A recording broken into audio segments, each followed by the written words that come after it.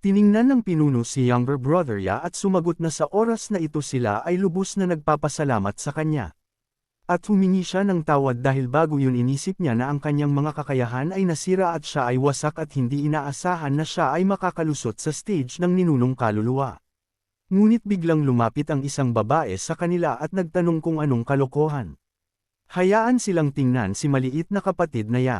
Mukha ba siyang taong nawalan ng pag-asa? Sumagot din si Xiao Diajo, ang pinuno ng Kangjian Clique, na totoo na si younger brother Ya ay laging nagpapakababa, tahimik na pinuprotektahan ang kanilang sekta. Agad na napansin ni Lin na sila ay mabubuting tao at silang lahat ay may magandang imahinasyon. Ngunit hindi rin ito masama. Hindi niya kailangang ipaliwanag ang anumang bagay. Biglang lumapit ang mga mandirigma sa kanila at sinabi sa pinuno ng sekta na may nangyaring sakuna. Biglang sinakop ng Fanglei sect ang kanilang mga isip at espiritual na veins, at marami sa mga disipulo na nagbabantay sa kanila ang napatay at nasugatan. Nagulat ang pinuno sa balita at sumagot na hindi siya makapaniwala, bagaman mayroon na silang tensyonado na relasyon sa Fanglei sect, ngunit upang maglakas loob na gawin ang ganoong bagay, at kung wala ang mga espiritual na veins na ito, ang kanilang mga landas ng cultivation ay mapuputol at sila ay mapapahamak. At sinabi niya kay younger brother Ya na aakayin niya ang mga disipulo upang bawiin ang kanilang mga resources. Ano ang masasabi niya tungkol doon? Naalala ni Lin na ang Fanglei sect ay isa sa 6 na pangunahing sekta sa mailap na rehiyon. Mayroon silang mga salungatan sa kanya, ngunit sa loob ng saklaw ng kontrol, at ang katotohanan na umatake sila ngayon ay malinaw na nangangahulugan na sinamantala nila ang paglusob ng halimaw upang sumalakay. Walang limitasyon sa kanilang taksil. Agad na ipinakita ng system na ang pang-araw-araw na registration quest ay nabuksan, at magre-rehistro sila sa Fenchis domain, at makakatanggap siya ng isang hindi maiisip na gantimpala. Nakita ni Lin na mayroon na naman siyang isang misyon. Mayroon pa rin siyang kakayahan na makaharap ang mga lakas at maging mas malakas, at oras na upang atakehin ang kanilang tagwan at simulan ang massacre. Kinuha ni Lin ang pamumuno at sinabi na sila ay magpapatuloy ayon sa kanilang sariling plano. Habang siya ay diretso sa Fanglei sect at lilipulin sila sa mga ugat. Sumagot ang pinuno ng may pagtataka na ito ay napakaganda at si younger brother Ya ay nakakapangyarihan. Agad na pumunta si Lin upang lutisin ang mga problema.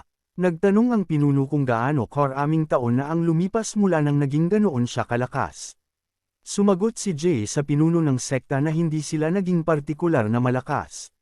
Ngunit ngayon kasama si Peak Leader Ye, maaari silang maging ang una sa 6 na sekta sa mailap na rehiyon.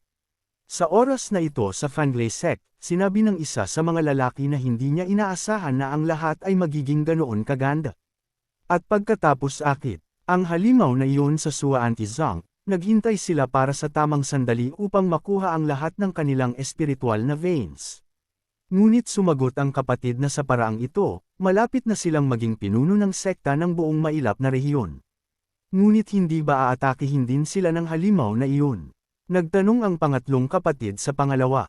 Hindi ba niya narinig? Ngayon, isang malakas na panauhin mula sa Yua sect ang dumating sa Fanglei sect, kaya't walang anumang problema. Nagtanong ang Fanglei sect leader na si Chen Yunhai kay elder mo kung totoo ba na ang kanyang anak na si Chen Xiao ay mahusay na nagsagawa sa Yawa sect at tinanggap na bilang isang personal na disipulo ng isang tiyak na lord. Sumagot si elder mo kay Ginoong Chen na siya ay dumating mula sa Qingzhou para sa kadahilanang ito. Ang kanyang anak ay napansin ni Guiyang na itinuro ang pinakamataas na daw at ang kanyang kinabukasan ay walang hanggan. Natuwa ang pinuno at sinabing ito ay mahusay. Nangangahulugan ito na ang kanyang anak ay may potensyal na maging immortal. Sinabi ng isa pang nakatatandang tao sa pinuno ng sekta na tanggapin ang kanyang mga pagbati. Agad na naglabas si elder mo ng isang regalo at sinabi kay Chief Chen na ito ang unang class na huwayang pil na hiniling ng anak ng pinuno na ibigay sa kanya. Nagulat si Chief Chen at sinabing, Huang Pil. Nagsimulang sumigaw ang mga tao na binabati nila ang pinuno ng sekta. Sa pil na ito, tiyak na makakalusot siya sa embryonikong soul stage. Natuwa si Chief Chen at sinabi na hindi siya nakalimutan ng kanyang anak. Ngayon, mayroon silang doble na pagdiriwang. Sinabi ni Chief Chen kay elder mo ang tungkol sa halimaw na iyon at nangako na wawakasan niya ang bagay na ito kasabay nito. At lubos siyang nagpapasalamat kay elder mo. Kung hindi dahil sa kanya na tumpak na natukoy ang antas ng halimaw na iyon, maaaring napalampas nila ang pagkakataon na sakupin ng mga resources. Ngunit pagkatapos ng mga salitang ito, naganap ang isang hindi inaasahang pagsabog, at isa sa mga mandirigma ang nagsimulang sumigaw na may nakalusot sa lahat ng kanilang depensibong formations. Lumabas si Lin mula sa usok at nagtanong, kaya, ito ang Fangley Sect. Agad na nagtanong ang pinuno sa kanya, sino siya? O nainip na ba siya sa buhay dahil naglakas loob siyang pumasok sa pangunahing bulwagan ng Fangley Sect? Hindi nagtago ng anuman si Lin at ipinakilala ang sarili at sinabi na dumating siya partikular sa kanilang Fangley Sect. Lahat ng mga mandirigma ay nagulat at sinabi kung gaano kalakas ang kanyang aura. At ito ang embryonikong soul stage. Ngunit sinabi ng system sa may-ari na dumating siya sa Fangley Sect's registration site at binati siya dahil nakuha niya ang Seal of the Human Ruler at ang Great Void Technique. Natuwa si Lin. Kung tutusin, ito ay isang pamilyar na kakayahan para sa kanya muli. Naisip ni Chief Chen sa sandaling ito, nasa embryonikong soul stage ba talaga ang taong ito? At ang Fangley Sect ay hindi dapat umatake ng ganoong kalalakas na tao, kahit na ang kanyang pangalan ay tila pamilyar sa kanya.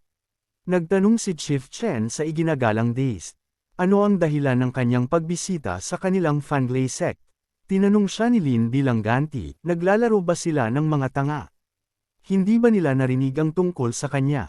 Siya si Yaing, ang pinuno ng Soaring Peak ng Xuanzong, at sila ay nakipagsabuatan sa halimaw na hari at umatake sa domain ng kanyang mga sekta. Bilang parusa, ang Fangley Sect ay titigil na umiral mula sa araw na ito. Sinabi ni Chief Chen na si Yaing ito. Minsan siyang nahuli ng walang pag-iingat at ang lahat ng kanyang lakas ay naglaho. Paano siya nakapasok sa embryonikong soul stage? At naintindihan ng pinuno na dahil nandito si Lin, nangangahulugan ito na ang hari ng Greenbirds ay napatay na. At pagkatapos, tulad ng sinumpaang Xuanzong, nagawa nila ito. Lumingon si Chief Chen kay elder mo at nagtanong kung ano ang dapat nilang gawin sa sitwasyong ito. Nakaramdam siya ng kalmado dahil hanggat kasama nila ang matanda, kahit na siya ay nasa embryonikong soul stage, dudurogan nila siya tulad ng isang itlog sa isang bato. Tinawag ni elder mo ang lalaki na isang tuta at inutusan siyang lumuhod, sirain ang kanyang mga braso, at pagkatapos ay iiwanan niya ang kanyang kahabag-habag na buhay. At sa ngayon, hindi pa niya binabago ang kanyang isip. Nagtanong si Lin sa matanda kung sino siya na yuyuko ang isang tao sa kanya. Agad na ipinakita ni elder mo ang kanyang aura at sinabi na ang bata ay talagang mapangahas. Tiningnan ito ng mga mandirigma at sinabi na ito ang stage ng pagbabago ng espiritu at nakakatakot na presyon. Naintindihan din ng pinuno na kung ang isang maestro sa spirit transformation stage ang kukuha sa bagay na iyon, si Yaing ng Xuanzong ay mapapahamak. Nagsimulang tumawa si Chief Chen at sinabi kay Lin na nagawa niyang mabuhay noong huling beses, ngunit hindi siya aalis ngayon. At kapag siya ay namatay, ang Xuanzong ay walang suporta na natitira at madali niya siyang durugan pagkatapos noon.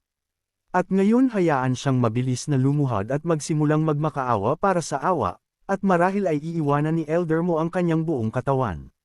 Ngunit hindi nagsayang ng oras si Lin at sinunod ang kanilang mga direksyon.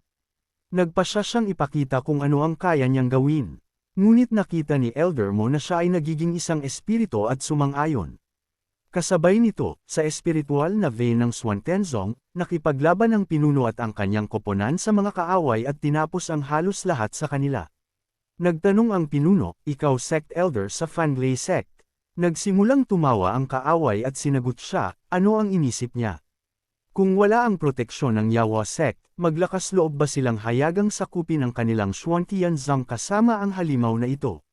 Kung tutuusin, dumating ang matanda sa kanilang Fangley Sect dahil maraming taon na ang nakalipas, ang tagapagmana sa kanilang sekta ay pumasok sa Yuwa Sect sa Qinghao.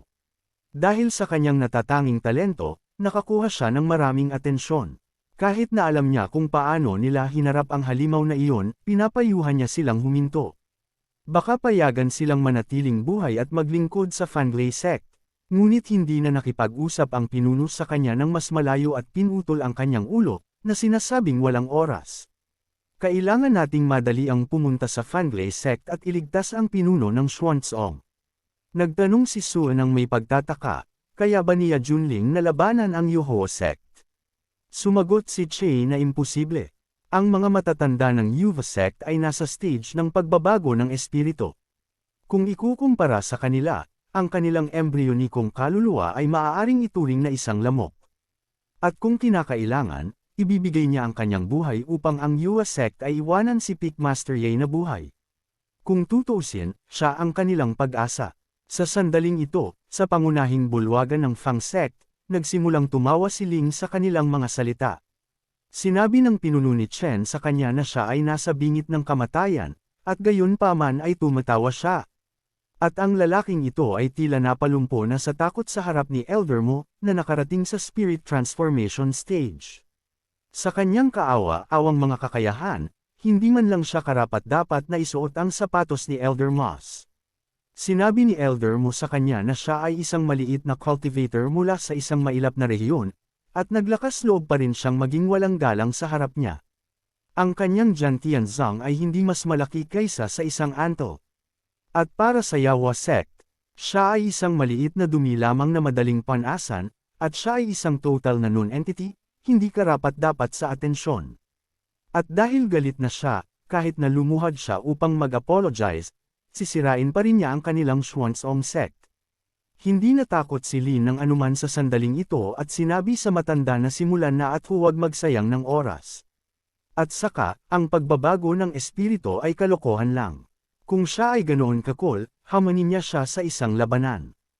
Kung sino ang tumakas ay ang apo. Hindi kinaya ni Elder Mo ang ganoong kahihiyan at sinunggaban siya, sumisigaw na gusto ng bata na mamatay. Sa sandaling ito, naintindihan ni Chief Chen na pagkatapos ng kamatayan ni Chi-Ying, ang Xuanzong sect ay mananatili pa rin nilang biktima. Agad na sinabi ng system na isang atake ng huling stage spirit transformation na kalaban ang natukoy at ngayon ang passive effect ay na-activate.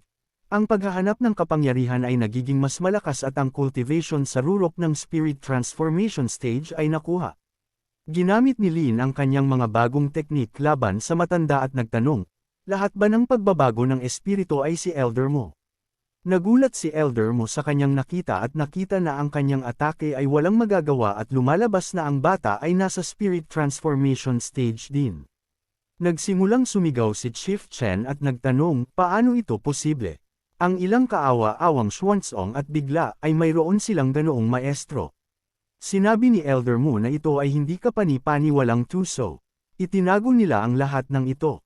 At sa mahirap na mailap na rehiyon na ito, paano pa magkakaroon ng isang lokal na cultivator na nakarating sa stage ng pagbabago ng espiritu at sarurok nito? Kung tutuusin, kahit sa isang mailap na rehiyon, ang isang embryonikong kaluluwa ay sapat na upang maging tagapagtatag ng isang sekta at tiyakin ang pagkakaroon nito sa loob ng libu-libong taon. Ngunit ang stage ng pagbabago ng espiritu ay hindi pa nangyari dito. Ang taong ito ay bata pa, ngunit nakarating na siya sa ganoong antas. Ngunit paano ito posible? Nagtanong si Chief Chen sa matanda. Ano ang dapat niyang gawin ngayon? Hayaan siyang iligtas ang Fanley sect. Sinabi ni Elder Mo sa kanya na huwag magpanik. At huwag niyang kalimutan na siya ay mula sa Yuwa sect sa Qingga. Ang kanyang mga immortal na pamamaraan ay hindi may ikukumpara sa kanya. Nagtanong si Lin sa matanda kung talagang iniisip niya na ang kanyang teknik ay nakahihigit at agad na ipinakita sa kanya ang kanyang gitnang daliri, tinutokso si Elder Mo. Nagalit si Elder Mo at sumigaw, kalokohan ito. Ang antas ng kanilang maliliit na sekta ay hindi may ikukumpara sa kadakilaan ng Yuhuang sect. At ngayon ipapakita niya sa kanya ang pinakamataas na teknik ng lupa. At ginamit niya ang kanyang palad ng berdeng puno. Tiningnan siya ng mga mandirigma ng may pagtataka at sinabi na wala silang masasabi. Ang Yaoi sect ay hindi nagdadala ng walang saysay na katanyagan. Ang ganoong earth technique ay makapangyarihan at pati na rin ang mga teknik ng mga mortal, espiritual, misteryoso. Sa mailap na rehiyon, ang teknik ng espiritual na level ay isa ng kayamanan. At narito ang makalupang level. Sinabi ni Elder Mo sa bata na ang pagkamatay sa mga kamay ng isang matanda ay isang malaking karangalan para sa isang cultivator ng kanyang antas. Ngunit itinuro ni Lin ang dalawang daliri sa gilid at nagpakita ng isang stream ng apoy na enerhiya at sinabi na ito ay maliliit na trick lamang. At naglakas loob pa rin ang matanda na magyabang dito. Like, comment, share, and subscribe naman dyan mga itudo. Maraming salamat po.